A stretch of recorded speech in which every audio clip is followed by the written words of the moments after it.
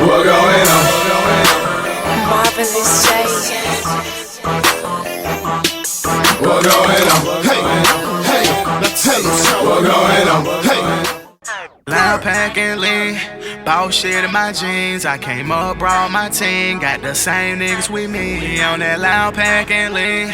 Every day so clean, gotta face reality, cause now we living that dream, yeah, yeah. When you're getting money, the feeling's so amazing. I got work like I'm accepting application. Nothing left to do but go stupid. Adult entertainment is a multi-billion-dollar industry in the U.S. Atlanta is known as the strip club capital of the world amongst the urban community. The Blue Flame Lounge happens to be the strip club that started it all here in Atlanta, Georgia 30 years ago. Despite the clubs and their reputation, the ballers, and the fast-paced city nightlife, the success of adult entertainment all relies on the girls. Many have their own beliefs about exotic dancers, whether they may be good or bad, but what do we really know about these ladies?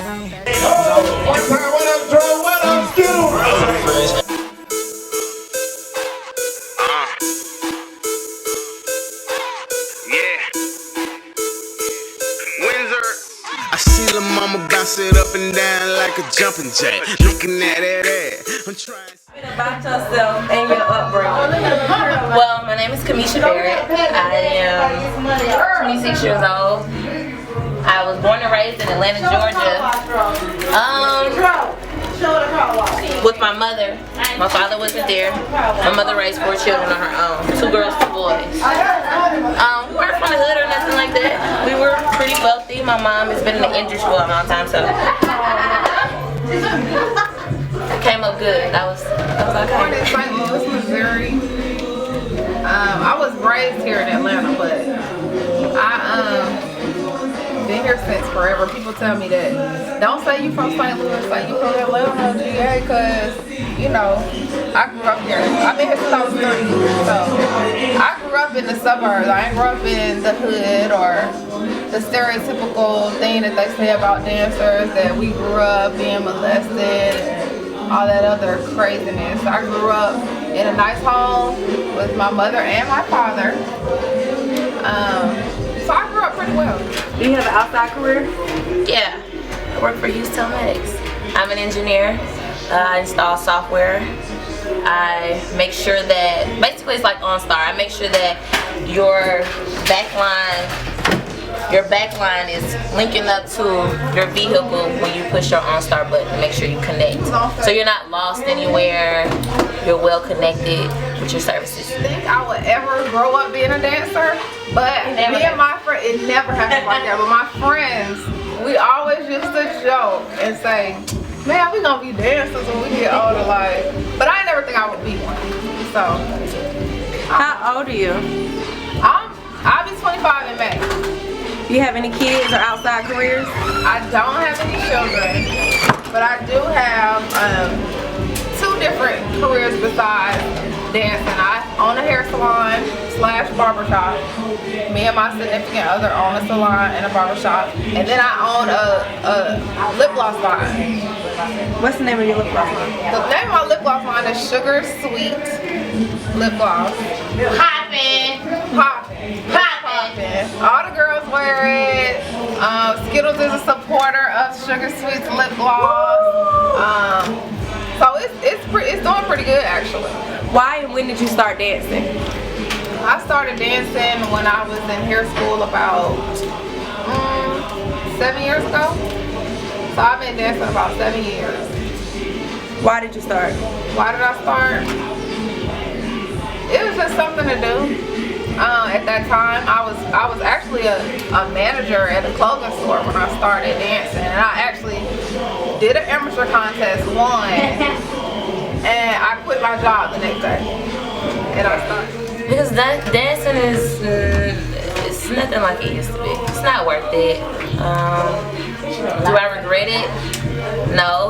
It's a lesson learned. I've grown up a lot. It makes you grow real fast. I don't want to have that type of life. Why and when did you start dancing? Started dancing when I was 18.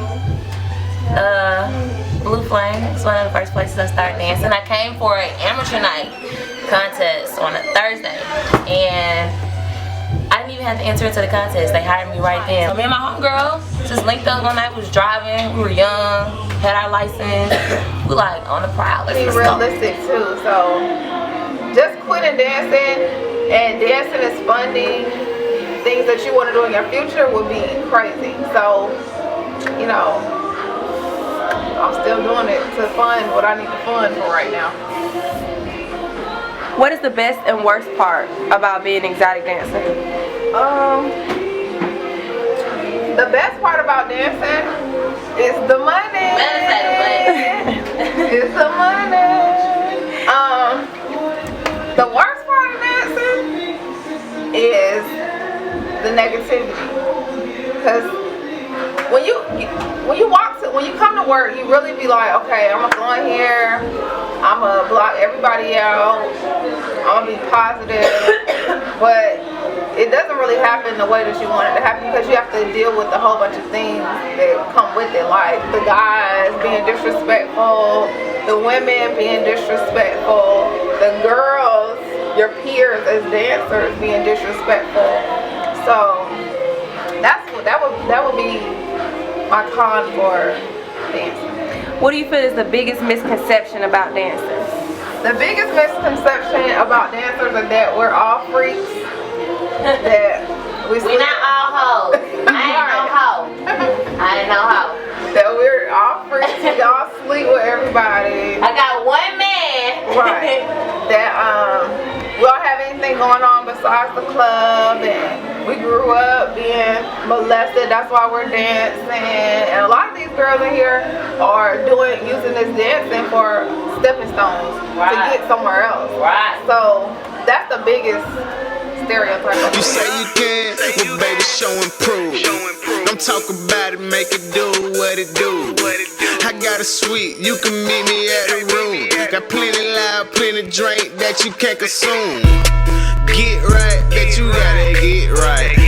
I knock the pussy out, tell it good night. Then wake that ass up so we can do it twice. And see you bounce it up and down on that long pipe. Do a split, oh you can do a split. But if you do it on the dick, then baby you the shit. You the shit, you super thick. Like get up on the dick and show me what you working with. She climbed up the pole and turned into a split. The first thing I thought it can she do it on the dick? Can you do it on the dick?